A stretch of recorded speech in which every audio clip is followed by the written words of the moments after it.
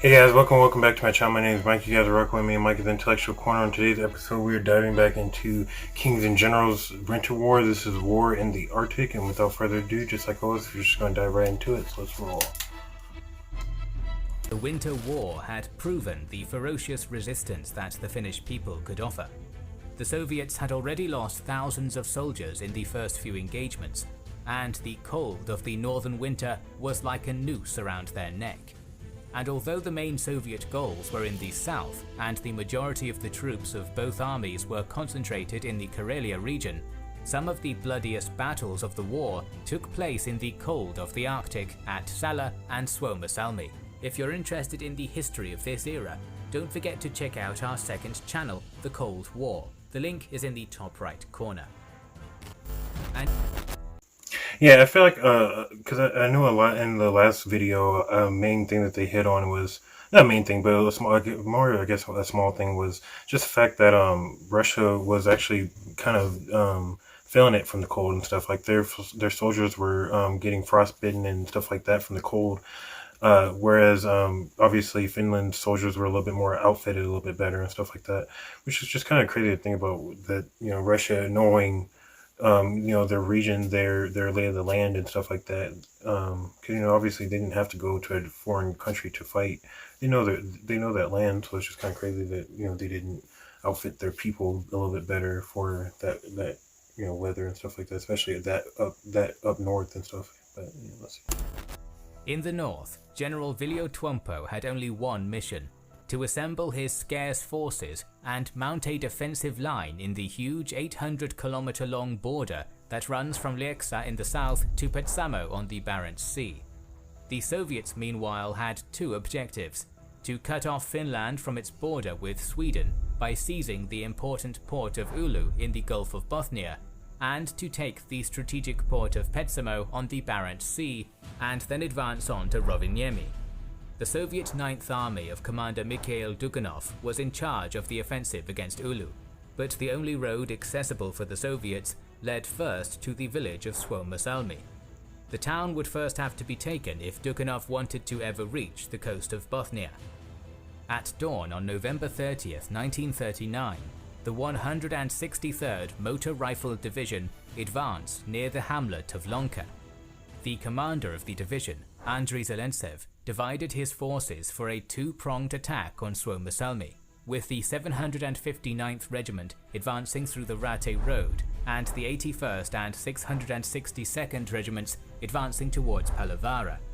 But at Juntusranta, Zelentsev lost control of the 662nd, led by Colonel Sharov, and I'm sure that obviously he doesn't have to say it in here, but I feel like all those rivers, because I mean, those rivers around there, it's kind of like an understatement. Like you can tell there's a crap ton of them, and that's just that, along with the snow and the super horrid, frigid temperatures. I'm sure it's just horrid on these different maneuvers and trying to get them up there and stuff like that, let alone with the logistics and stuff. So I'm sure that's probably another reason why it was such a hard fought campaign like it was. But let's keep going. The second, led by Colonel Sharov, which struck north towards Haapavaara, leaving only the 81st to attack Suomussalmi from the north.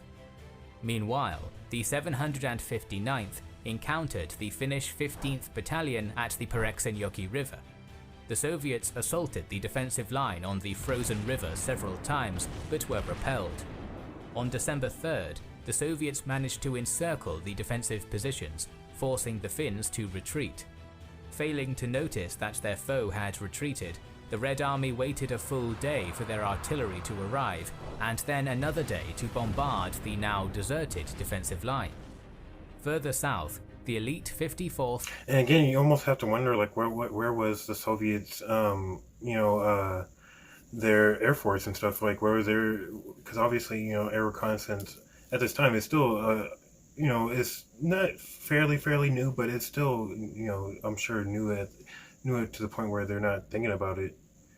To where, what I'm saying, like that could have been easily avoided with just a little bit of air reconnaissance to see if they're still in the region or not. But. Further south, the elite 54th Mountain Rifle Division was sent to advance towards the town of Kumo in a pincer movement against Suomussalmi. The town was defended by the 25th Regiment, which managed to stop the Soviet advance by conducting guerrilla attacks. At Suomussalmi, only a small force defended the town, as the Finns didn't think that the Soviets would invade through the vast virgin forests of central Finland. The overwhelmed Finns held out against the 81st's attack until December 7th, when they finally decided to retreat towards the south side of Lake Käntäjärvi. Suomussalmi was put to the torch before the withdrawal, as the Finns didn't want their enemies to get the town's resources. The following day, the 759th reached the town from the south and regrouped with the 81st. Despite their initial success, Zelentsev had suffered many casualties due to Finnish resistance and frostbite, and now his forces were dwindling. At the same time, Colonel Hjalmar Salasvuo took command of the disparate Finnish forces scattered in the Suomussalmi area and regrouped them into Task Force Salasvuo. Their objective was to take back the key town of Suomussalmi. On December 11th, the Finns started their counter-offensive, severing the invaders' line of communication from Rate on December 13th and cutting their northwestern supply route 2 days later. The Soviets wouldn't... So it looks like the Soviets kind of left themselves, essentially primed to get encircled, well over, because like they didn't leave any contingencies out on the outskirts to make sure that they didn't get outflanked or anything. They didn't even look like they have any artillery set up to help them out or anything. Like, I wonder what their plan was to even do with the town. You know what I'm saying? Once they took it. Unless they were just, their plan was just to keep pushing after maybe a couple of days of resting in the town and to keep pushing, but, of communication from Rate on December 13th and cutting their northwestern supply route 2 days later. The Soviets wouldn't sit idly by waiting. Zelentsev attempted to repel the Finnish forces, but he was pushed back to Suomussalmi. And from the east, Dukhanov sent the 44th Rifle Division to reinforce Zelentsev, although the forward elements of this division were also repelled by the resilient Finns on the Rate Road, led by Colonel Johan Mäkiniemi. But Salasvuo was also struggling with holding down the northwestern route, and his attacks into the village were failing as well. By the night of December 18th, Salasvuo decided to pull back, although he nevertheless kept sending small forces to disrupt Soviet preparations. On the Rate Road, Salasvuo reinforced Mäkiniemi's forces with 1 howitzer and a machine gun company. From the 17th to the 24th of December, the Finns defended their control of the road with 350 men against an overwhelming 14,000 soldiers from the 44th. These soldiers were elite, but they had been demoralized by the Finn terror, so despite their numerical advantage, they couldn't break the position of Task Force Salasvuo. Trapped in Suomussalmi, Zelentsev knew that the situation was unbearable. Having lost 1,500 men, the commander asked the Soviet High Command permission to retreat, but he was denied, as they believed the 44th was finally approaching. Meanwhile, at Haapavaara, Sharov's 662nd was stopped at the shores of Lake Pispajärvi by the Finnish 16th Battalion under Major Palari. Outnumbered, Palari held off the Soviet advance and started a counter-offensive on December 8th that managed to throw the invaders on the defensive. Palari himself was wounded though, and Colonel Paavo Susidaival took command of the battalion, quickly forming Task Force Susi north of Palovaara. Their objective was to recapture Palovaara and from there move... Yeah, I don't know. It's pretty crazy seeing how, the different tasks that the Finnish really have to complete. And what's the word I'm looking for? Impressive, just to see how much they really were able to accomplish with the manpower that they had. Obviously, I'm pretty sure that they had better equipment and they were a little bit better trained for the situation that they were going into, it seemed like. But still, they were only a few hundred men versus 14,000, they were still able to hold that line. It's crazy to see, but yeah. From there, move on to take back the main Soviet supply route through Yundisranta. On December 11th, Susidaival intercepted a radio transmission from which the Finns learned that the 662nd had lost 10% of their forces from frostbite and that reinforcements were not coming to aid them. Susidaival then sent the 16th Battalion to take Palovaara, but the Finns faced heavy resistance and only managed to take the crossroads by December 13th. On December 14th, as Susidaival was preparing for the counter-offensive, Sharov launched an ill-advised attack towards Ketola village. The Soviets were defeated, losing 150 more men and had to retreat. Desperate, they started moving southwards, trying to link up with Zelentsev's forces at Suomussalmi, but they were stopped by the 16th Battalion at Palovaara. Furthermore, Susidaival chased them from behind and surrounded them. In an act of cowardice, Sharov abandoned his men and escaped back to the Soviet Union. Actually happened to him then once he got back to the Soviet Union, if they knew they was in an act of cowardice and not, just him escaping from some heroic battle that, I'm sure he probably could have told people when he got back. Kind of makes you, obviously, the soldiers who, there were some soldiers who escaped and got back and let them know, but, I wonder what happened to him. I wonder if he either got sent to the gulags or was just killed. The 662nd fought tenaciously, but only 300 men managed to retreat to Yundisranda. When they finally reached friendly soil, they saw their courage rewarded with the execution of Sharov. On December 22nd, Dukhanov was replaced by Commander Vasily Choykov due to his incompetence. Despite the fact that most of the 44th was still in transit, Choykov ordered Zelentsev and the 44th's commander, Alexei Vinogradov, to commence a simultaneous assault on the Finns, trying to gain a breakout. In the end, Zelentsev started the attack alone on December 24th and was forced to halt it by Christmas. Meanwhile, General Menahem reinforced Selasvuo with the 9th Division to prepare for a final assault on Suomussalmi. As the 44th was amassing at the Rate Road in front of the Finns, Selasvuo decided to use his forces to attack Zelentsev from the northwest of the village. 4 battalions were assigned to Task Force Kari under Major Kalle Kari for this assault. On December 27th, the operation started, with Kari's forces advancing over the frozen lake Oraviselka towards Holkoniemi. There, Kari was halted by Zelentsev's 81st Regiment, and a chaotic struggle ensued. By night, the 81st had suffered many casualties, retreating back to Suomussalmi to regroup with the 163rd. The Soviets continued to offer fierce resistance until the early hours of the morning, but the Finns could tell they were starting to break. As the battle was quickly turning against them, Soviet High Command finally authorized Zelentsev to retreat back to Yundisranda. On the night of December 28th, the Soviets started crossing the frozen lake Kyantajärvi to the north. A day later, only a small force remained in the village. Almost kind of makes you wonder if they could have hit some old Napoleonic tactics and started blasting using the cannons to blast the ice under the Soviets to, get rid of those units right there. I wonder if that's ethical though in today's politics and stuff like that, but definitely would have worked though. A day later, only a small force remained in the village.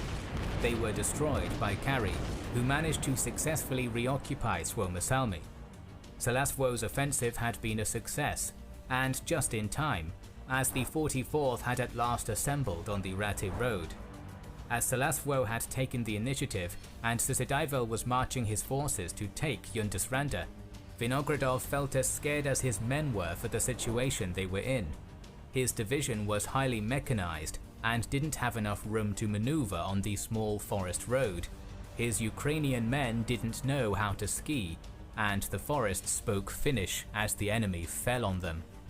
For him, it was a deadly trap to be on the Rate Road, so he asked permission to withdraw, but the High Command wouldn't allow him.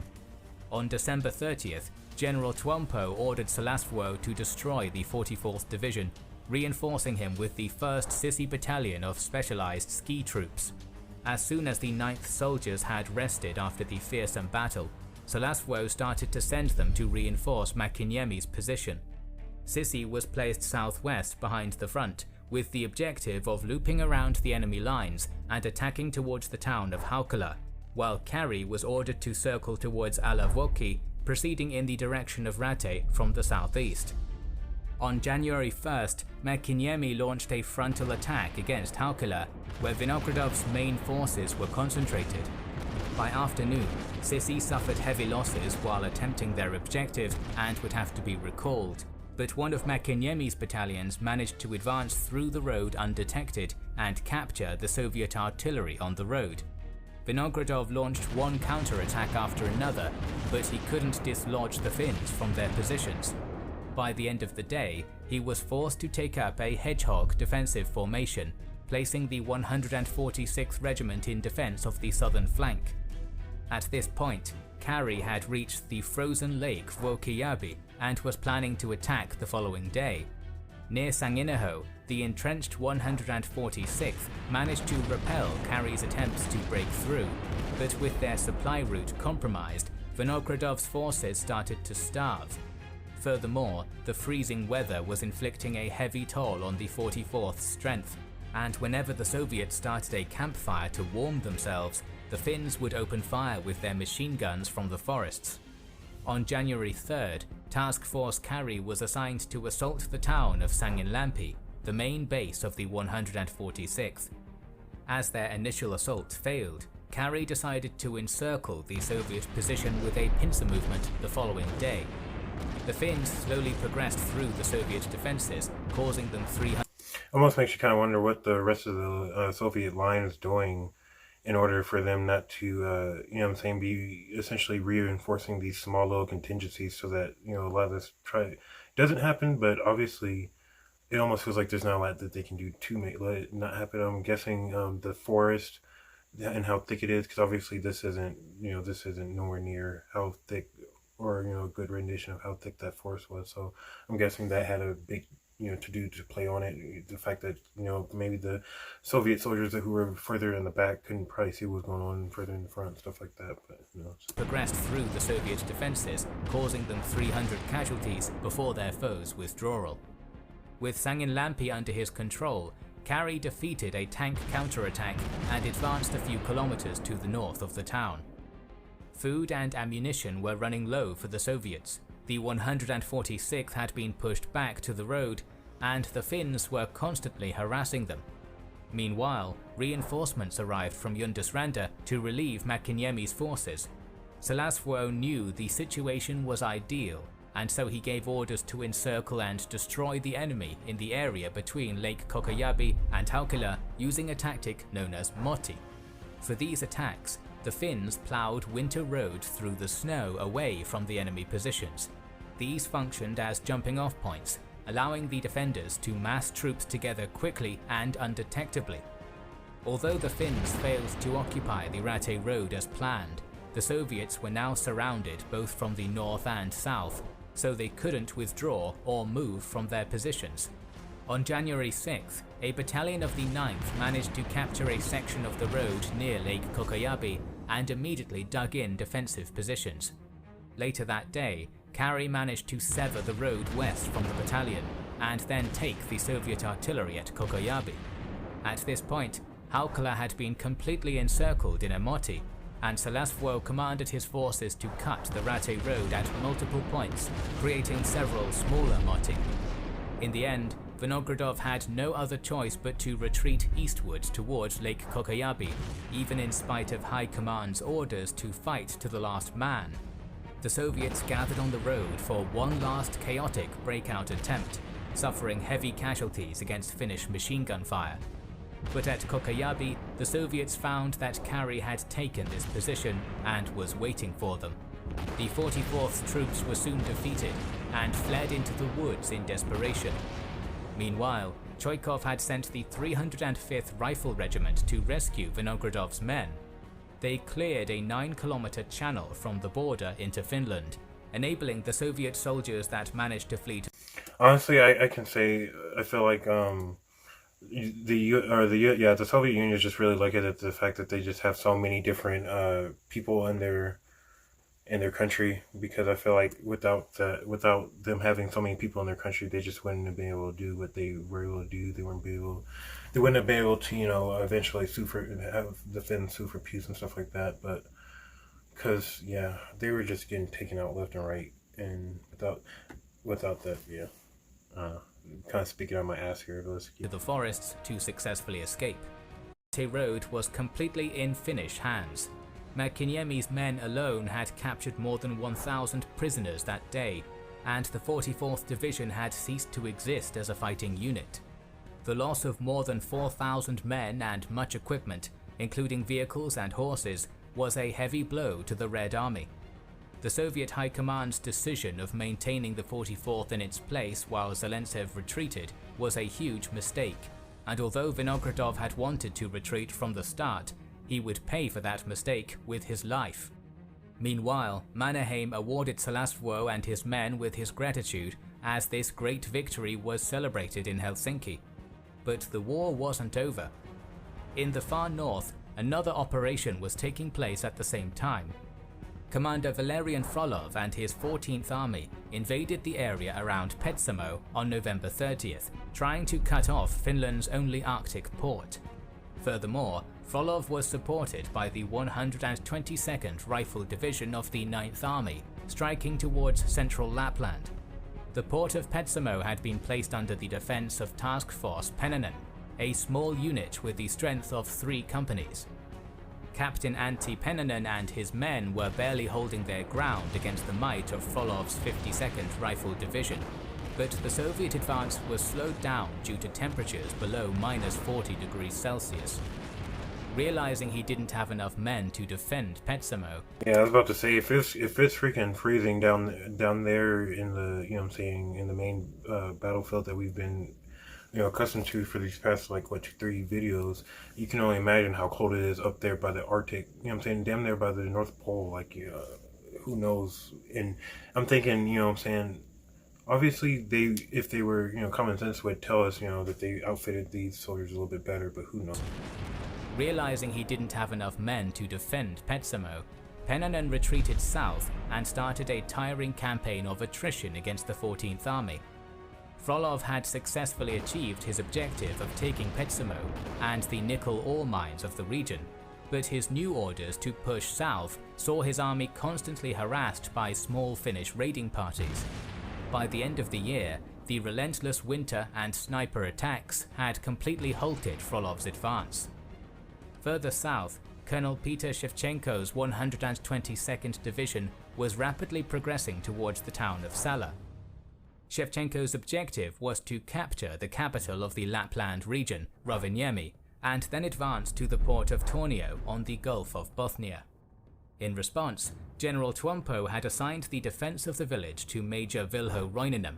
Task Force Roininen had been hastily retreating from the border ever since Shevchenko started his advance. He knew that his force was no match against the 122nd, and despite receiving reinforcements on December 6th, he would have to surrender the town 3 days later. As Tuompo's main forces were in the region of Suomussalmi, and he had his full attention on that front, on December 13th, defense of the Lapland region was assigned to a separate force, Group Lapland, led by General Kurt Wallenius. Wallenius quickly decided that the Soviet advance had to be stopped, and so he started forming a defensive line in front of the town of Kemijärvi. While Wallenius tried to call on reinforcements, he placed Roininen, who had by now mustered 4 battalions, as the main defense unit on Lake Jotsajärvi. By December 15th, Shevchenko believed that the Finns weren't able to build a strong defense in the region, and with the reinforcement of the 273rd Mountain Rifle Regiment, he decided to split his forces. He sent the 273rd towards a northerly route past Pelkoseniemi village, with the objective of cutting off the supply routes of the Finnish forces still fighting in the Petsamo region. Meanwhile, he would lead the 122nd to directly assault Kemijärvi. Despite their defences, the Finns were worryingly struggling with the 273rd's drive northward. In response, Wallenius got the command of the 40th Regiment and placed it at Pelkoseniemi. But by the time the 40th arrived at the village, it was already too late, with the 273rd ferry crossing the Kitenen River to the north edge of Pelkoseniemi and establishing a bridgehead. On December 17th, the two forces chaotically clashed at the bridgehead. Despite the Finns' well thought out counterattacks, the Soviets pushed forward tenaciously, and eventually 2 tanks broke the Finnish line. But as the Finns were fleeing, the Soviets were suddenly hit by an undetected Finnish relief force. I was going to say, they looked like they had it set up perfectly for encircling and all that stuff, and it almost seemed like almost a really perfect move to do would have been set up a cannon on that opposite side of the riverbank and just start having your other Finnish relief forces or whatever kind of evacuate and just start hailing down artillery rounds. But obviously I'm more of a artillery guy, so I'm always going to have that. But that would have been a pretty good plan, in my opinion. Maybe not though, who knows. Suddenly hit by an undetected Finnish relief force that managed to rout them with ease. As the invaders began to retreat, leaving behind precious equipment, Wallenius felt relieved that the 273rd's advance had been stopped and that Pelkosenniemi was secure. The 273rd would go on to retreat back to Saya village, where they wouldn't be a threat for the remainder of the war.